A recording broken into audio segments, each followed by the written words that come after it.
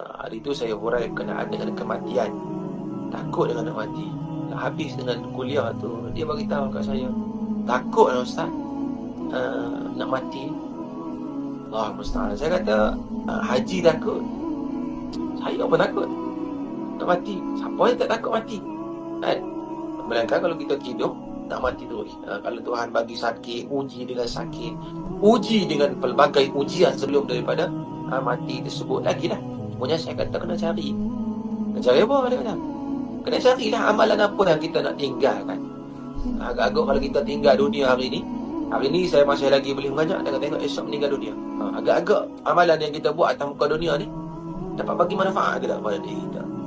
Seperti mana yang disebut dalam hadis Nabi SAW, "Idza mata ibni Adam inqata'a 'amaluhu illa thalatha." Bila matinya anak Adam itu, maka terputus segala semua amalan dia.